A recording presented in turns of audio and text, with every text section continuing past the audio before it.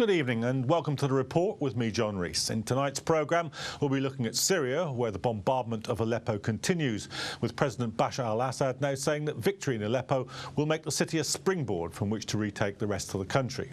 We'll also be looking at the fight against global warming, with India now announcing that its chemical industry will, with immediate effect, collect and destroy emissions of the most potent greenhouse gas, HFC 23. But first, we look at Thailand, where a nation is mourning after the king, who's been reigning for 70 years, has died. We'll have a look at this report now. Tens of thousands of people turned out every year to celebrate King Bhumibol's birthday. The king was hugely popular in Thailand. He enjoyed an image of being in touch with the common people and was known as a keen photographer and musician.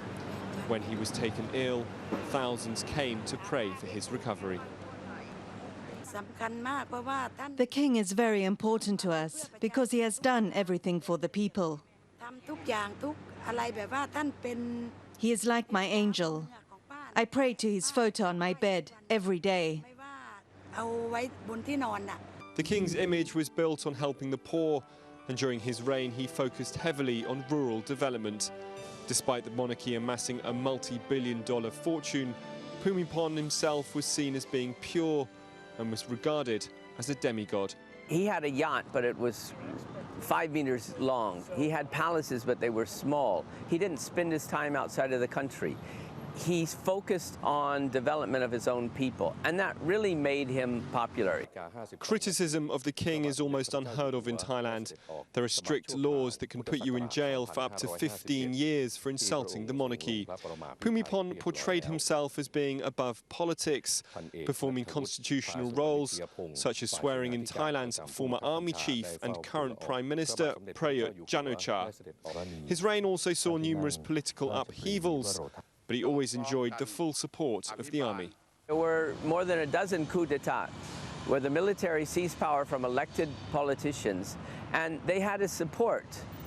And he always seemed to think that that was the necessary way to get Thailand oriented toward the things he wanted, whether it was to fight off communism, whether it was to implement development, whether it was to cleanse the government of corrupt politicians. Crown Prince Maha Vajiralongkorn is next in line to the throne, but he has a long way to go to be as popular as his father.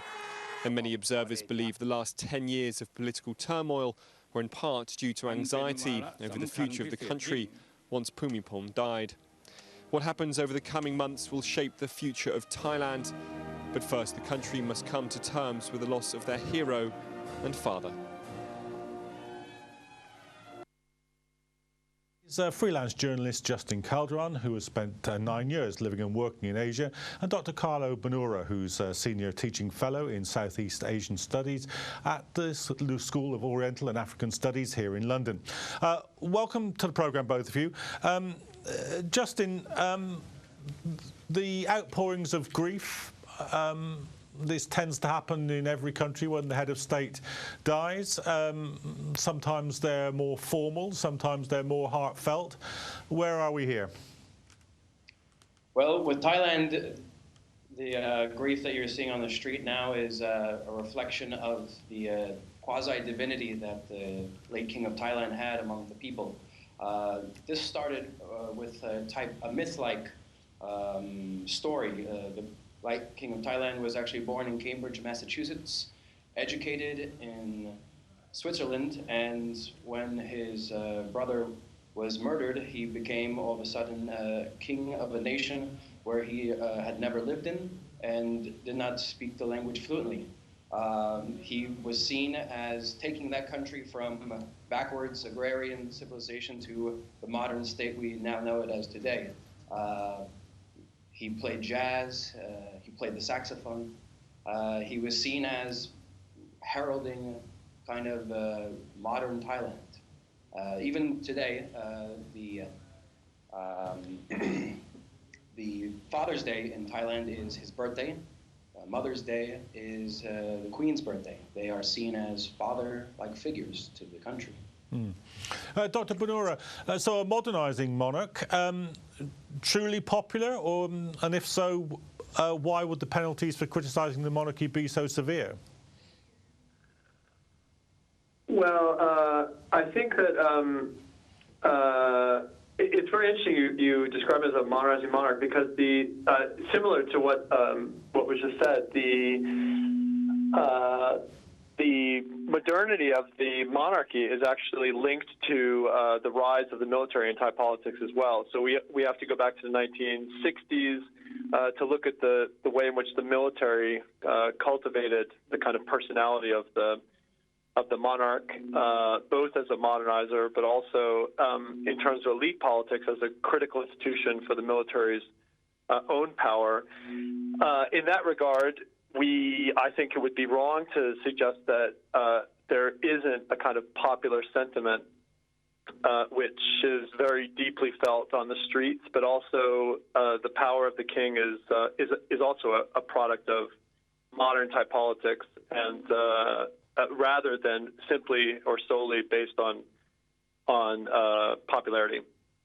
So, is there any sense of disquiet about the monarchy, which has been pretty hand in glove with the military, may have presided over development, but is enormously wealthy? I mean, in most societies there would be at least a current of criticism. I think, contrary to the lead-in, where it said that there's never any type of criticism. In fact, as you suggested, the late Majesty laws are there in place, not simply to prevent a kind of general criticism of the monarchy's power and wealth, but more precisely and more recently to both to prevent. I'm sorry, there's a lot of noise in the speaker right now. All right, just try and continue if you can, Dr. Okay. Bonura. So it's to prevent the politicization of the monarchy by both sides, by sides which are royalist in nature, but also by sides which are, this kind of newer political establishment, which is designed to, or which has attempted to take on the palace and sides affiliated with the palace. Justin, what about that? Because often when a society goes through a process of modernisation, of industrialisation, it produces a kind of more confident middle and upper class that perhaps are unhappy with the very engines that produced the modernisation in the first place. That's absolutely correct, and there is certainly a movement of Thais within the elite ranks of Bangkok that are not so happy with the state of the Majesty laws, the state of where the monarchy has as far as its power is concerned. This transition presents the greatest test the monarchy will have faced since the late king ascended the throne. So are we looking at perhaps a crisis for the monarchy, perhaps in the way that people talk about the new emerging middle class in Indonesia, that was such an element in the transition from the dictatorship there? The crisis is kind of hard to gauge because of the nature of the Lese Majesty laws. We know that the Crown Prince has nowhere near the adoration of his father. There are rumors that have been spun for many years now of people preferring the daughter over him. If you look at how the king before Bhumibol left through assassination, it raises a lot of questions. Also, the fact of the matter that the Crown Prince is seen as being chummy with the former Prime Minister Thaksin Shinawatra. This was, of course, the main opposition to the monarchy and the military. But now the Crown Prince could change that political direction. There are many questions that cannot be answered now, and speculation as to how Thailand continues will both probably be solved behind cloaks. Okay, Dr. Bonura, what do you think about the succession? Smooth or problematic? Well, I think this relates to what was just said in terms of, and the question of crisis. One of the reasons why the coup took place in May 2014 was precisely to ensure that there was no crisis, that the military would be in charge of this succession. And now we see very clearly that this plan has worked very well. So I think that one reason perhaps why there won't be a crisis in the institution of the monarchy is precisely that the military has the opportunity to dictate the terms of the succession. And by crisis here, we have to remember that we're not talking about, we can't presume that actually the palace itself is uniform and is not structured by, that doesn't have different power groups or powerful groups within it, which themselves are jockeying for position at this point. By crisis, we really mean a relationship between the palace as an institution and the Thai public. And this is precisely the reason why Prayut and the military leadership right now is in power, because they want to make sure that it goes according to plan and doesn't disrupt this, or doesn't have a negative effect on this institution, which is so critical for their own power. Yep. So perhaps the succession itself won't be the moment of crisis, but on a longer scale, do you see a kind of Indonesian social cleavage opening up, where a kind of newly enriched middle class find the existing institutions not to their liking? Well, I think that this has already happened. This is the reason why we have this polarization over the last 15 years with the emergence of Thaksin Shinawatra and his own political network. And in fact, the two coups that have occurred since the early 2000s, and also tensions regarding succession, is a symptom of that cleavage, as opposed to the cause for some type of new cleavage. Okay. Justin, when people look back on this period of the reign, how do you think, the long period, 70 years, how will they sum it up? The late King of Thailand was the longest sitting monarch in the world. He took a nation from a poor agrarian backroads to the modern tourist hub that is today. Bangkok received more tourists through Suvarnabhumi Airport last year than any other place on the planet. They've amassed $60 billion plus in wealth.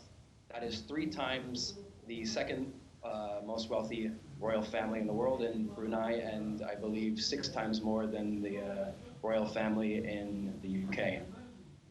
So when you look at that, do you feel, as I think Dr. Bonura was saying, that if the succession isn't the immediate occasion for a new crisis, that there's one headed down the pike at some point? I like to see Thai politics as the kind of like the roof of a Wat of a Thai temple. It goes up and then down, up and down. This kind of jagged flow. It moves forward, but there are 2 steps forward, 1 step back type of model in Thailand. Nothing's ever smooth, and just how rocky the road is ahead. It really lies in the halls of a palace that cannot be discerned because of lèse-majesté laws. Dr. Bonura, in terms of a sort of civil society that might be forming in opposition, that might have a different kind of view about what the political structure of the country should be like. I mean, we've talked about the monarchy, we've talked about the military, we've talked about industrial development. We haven't talked much about civil society, about trade unions, about NGOs, about democratic organisation. What's that look like in Thailand? Well, the emergence of what's very interesting about recent Thai politics, particularly since the rise of Thaksin, is that you've had the enfranchisement, if you will, of a very large sector of the Thai populace who have always been excluded from Thai politics, and that is the rural constituencies, particularly in the north and northeast. These are heavily supportive of Thaksin Shinawatra, and in terms of civil society, we've seen the emergence of these large social movements, some of which are supportive of Thaksin himself in terms of the red shirt movement. But then also we've seen a very broad social movement in support of the kind of old political establishment with regard to the formerly known as the yellow shirt movement, now the groups that came out onto the street to oppose Yingluck's government in November of 2013. So there's a lot of energy. I think the big problem is that Thai politics is incredibly autocratic. There's been very little openness and actually very little time devoted to open democratic governments, and so these are very, civil society is very weak in Thailand. And just to reiterate this point, when we saw the movements against the Yingluck government for 4 or 5 months around the beginning of 2014, very little of this activism occurred or affected industrial areas, and so the state itself is very wary of trying to, is very insistent on sequestering, let's say, politicization or political movements and from the industrial sector. This is something that they're very sensitive to, and it's commonplace across Southeast Asia. And Justin Calderon, thank you very much for joining us for that discussion, but I'm afraid it's all we've got time for in this part of the programme.